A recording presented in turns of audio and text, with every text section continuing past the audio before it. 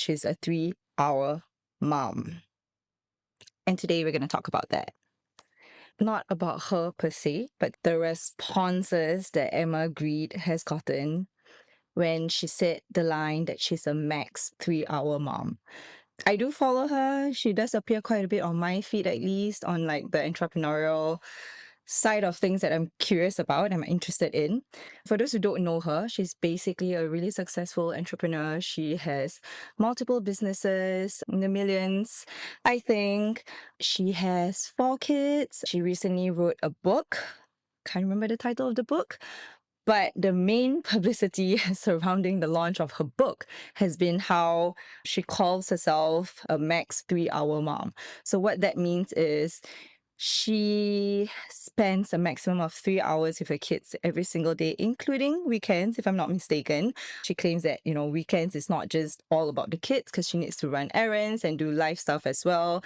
It might sound really harsh, cold, and like scathing almost, You can imagine everybody or the general public will be like, oh, she's a woman. How dare she just spend 3 hours with her kids? Why be a mother if that's all you want to do?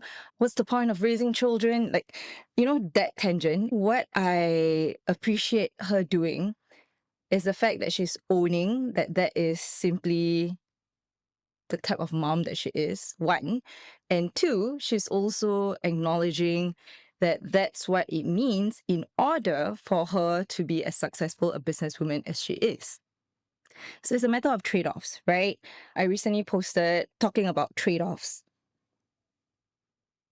If you decide to do something, A, you'll have to forsake B.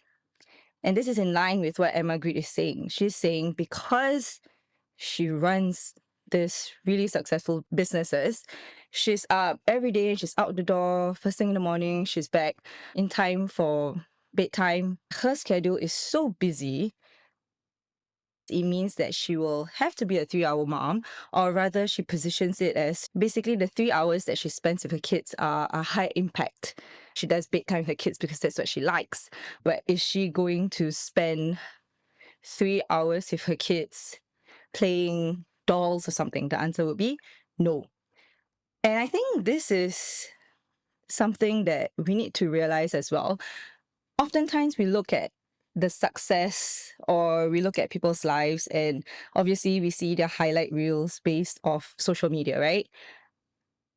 But what we don't quite see would be the sacrifices and the cost of whatever it is to birth that kind of life. If we're just honest about decisions, about trade-offs, about what you want to do, what are, frankly, your priorities, then we can better accept the state or the lives that we've chosen. I have experienced this. It has bubbled on and off, where I really want to be with my kid every step of the way with my kids, but at the same time, I want to have a really successful corporate job. I want to climb the ranks. I want to earn all that money. I want to live that lifestyle, but it just doesn't work like that. And that's the choice that we have to make. And I think it just helps us be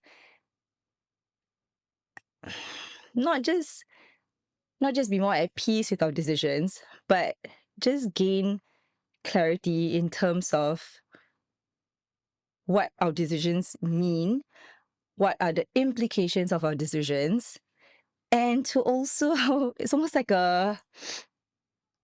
us a bit of a shake or a cold shower on a really hot day when we are very taken or smitten by someone's lifestyle, for example. Just gives us a shock that, okay, yeah, I mean, if I want to be Emma Grede, for example, I want to be a really successful businesswoman and run multiple $1 million businesses, it would probably have to mean that I'll have to be a 3-hour mom. Would I ever be okay with being a 3-hour mom? I'm I'm not certain. My kids are still young. I don't know how I'll feel when they're teenagers, but maybe at some point later on, that would be a reality that I'm comfortable with. So It's really about understanding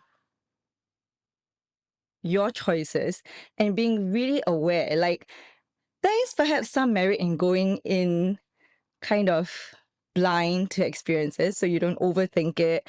Again, different possibilities for different types of personalities. But in general, I feel that if you go in with your eyes open, you're clear, you're aware, it does help you settle into the decisions and the choices that you make. So yeah, Emma Grede, 3 Hour Mom. It sounds cold, it sounds harsh, but that's also the choice that a lot of women make. Whether it's in choosing to run huge businesses or a really demanding career, if that's what it means, then those women would then have to figure out, firstly, is that a reality that they are happy with and they're willing to accept, being a 3 hour mom? And two, if that is the case, and if they are indeed 3 hour moms because of the career that they chose, how can they bring the most impact in those 3 hours? Trade-offs are so important, and I'm not even going to talk about how if a male entrepreneur were to say they are a 3 hour dad, it wouldn't receive this kind of flag or publicity. I'm not even going to go down that road. It's just about being honest with yourself at the end of the day. What are your priorities? What kind of life do you want? And just being okay with the decisions that you make. In a time of social media, it's just so easy to get carried away with the glossiness of things, with how shiny certain things can appear online. Obviously, more so when it's like curated and it's a well-crafted video, a very well put together carousel. It feels even easier to be taken by certain lifestyles. But again, as long as we remain in that,